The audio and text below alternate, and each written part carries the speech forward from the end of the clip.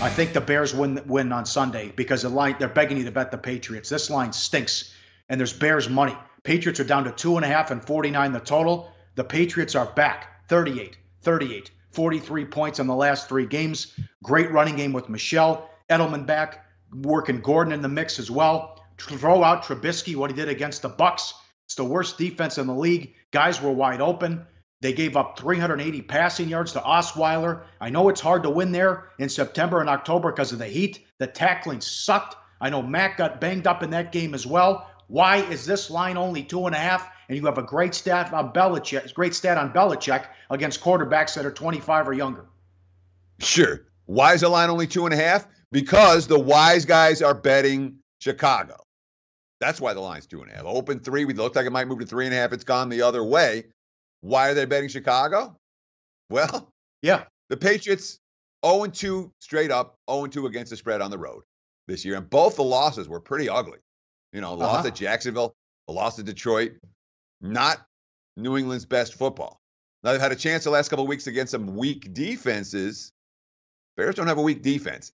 Even if Khalil Mack doesn't play, the Bears don't have a weak defense. They played a bad game last week in Miami, no question. And they wore down in the heat and ugly fourth quarter and overtime and, on and on down the line. But it was not a Chicago defense that the betting markets are saying these guys can't stop anyone. They can. Of course, the Mitch Trubisky factor. You talk about that stat. Trubisky's quote, I think a lot of guys are hungry. We're just eager for that next opportunity to prove ourselves. Not really to the outside, just to prove it to each other.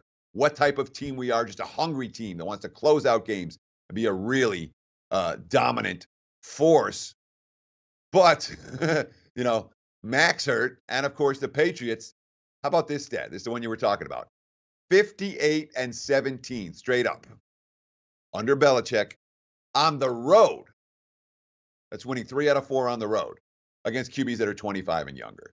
Trubisky has not shown to me, and forget that Tampa game.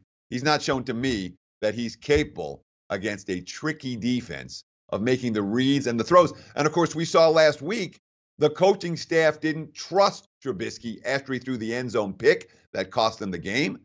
And then the play calling from Nagy and company thereafter in the fourth quarter was conservative, which was a big part of the reason why the Bears ended up losing. They don't trust their QB. The QB and the Patriots defense, despite their concerns this year, has a good history against younger quarterbacks and confusing them. Really intriguing matchup. But I'm with you. They're begging you to take New England. Yeah.